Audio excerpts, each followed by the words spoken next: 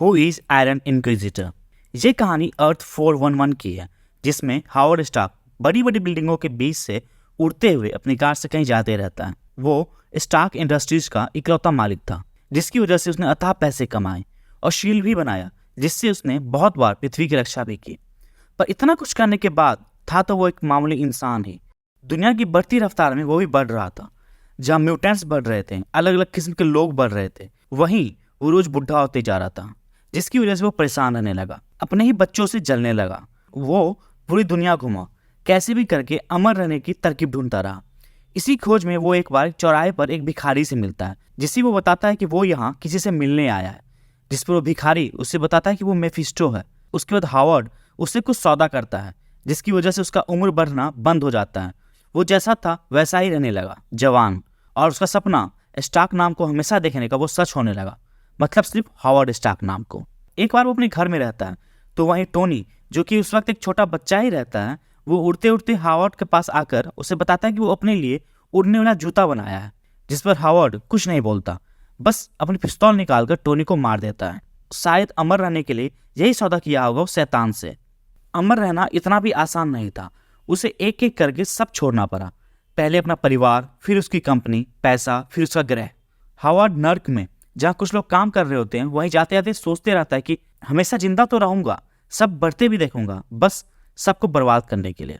उसके बाद हावर्ड वहीं कुछ बनाते रहता है। वो अब मेफिस्टो का गुलाम था, उसके इशारों पे नाचने वाला, काउंसिल ऑफ रेड का प्रमुख सेना, जो खुद से ही वहीं नर्क की आग में जलाकर एक अलग अपने लिए सूट बनाता है, जिसके बाद वो खुद को द आयरन इंक्विजिटर बुलाने लगता है। मेफिस्टो, जो पूरे ब्रह्मांड अपने तरीके से बनाना चाहता था, सब कुछ नष्ट करके उसकी यही इच्छा पूरी करने में हावर्ड लग जाता है। वो प्राइम अर्थ पे पास्ट में जाता है, जहाँ काजार टाइम ट्रैवल करके पहले से ही रहता है, और फिर आयरन इंक्विजिटर और काजार में लड़ाई होती है। काजार अतीत में कुछ बदलाव न करे, इसीलिए हावर्ड उसे रोकना चाहता है, और इसी में वो उसका अजीब सा चाकू, जिसकी वजह से वो टाइम ट्रैवल करते रहता है, उसे तोड़ देता है। और उसके बाद उसे और भी अतीत में लेकर चला जाता है, डायनासोर के युग में, और उसे वहीं मरने के लिए अकेला छोड़कर हावर्ड वहां से गायब हो जाता है। उसके बाद जब Avengers forever multiversal masters of evil से लड़ते रहते हैं, तो वहीं आयरन मैन को एक गुफा से उसका नाम सुनाई देता है। जब टोनी वही देखने जाता है, तो वो देखता है कि वहीं उसे उसके जैसा एक अजीब सा सूट बिखरा पड़ा है, जिसे देख टोनी बोलता है कि उसे बाहर आने को, जो भी हो। जिस पर वहीं पीछे से उसका पिता हावर्ड स्टार्क हवा में अपना हाथ उठाए बाहर आता है। अपने पिता को देख टोनी चौंक जाता है, लेकिन उसे समझ आ जाता है कि वो असली में हावर्ड स्टार्क नहीं है, वो बस मेफिस्टो का गुलाम है। फिर हावर्ड उसे अपनी कहानी बताता है और उसे समझाने की कोशिश करता है कि वो उसके साथ आ जाए।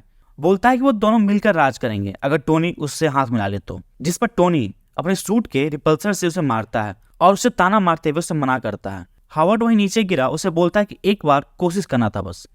फिर उसका सूट, जो वहीं बिखरा हुआ था, उसका हाथ आयरन मैन को पकड़ लेता है, जिससे आयरन मैन का सूट वहीं अलग हो जाता है। फिर दोनों में लड़ाई होती है। दोनों बिना सूट, बिना कोई अलग शक्ति के बस लड़े जा रहे थे और अपना अपना भड़ास निकाल रहे थे। कुछ समय बाद टोनी का सूट सही हो जाता है और फिर वो सूट पहने हावर्ड को मारता है। हावर्ड अधमरे हालत में वहीं रहता है और आयरन मैन को ताना मारते हैं कि बिना सूट किए वो कुछ नहीं कर सकता, पर फिर भी हिम्मत नहीं है सही काम करने के लिए। टोनी उसके साथ वहीं बैठता है और उसे बताता है कि हर खूनी को लगता है कि किसी को मारना आसान है, पर ऐसा नहीं है। फिर टोनी हावर्ड स्टार्क का दोनों हाथ अपने हाथों में लेते हुए, बहुत जान है इन हाथों में, हाँ ठाकुर, और उसे तोड़ते बताता है कि वो उसे मारेगा नहीं, बल्कि उससे बुरा हाल करेगा।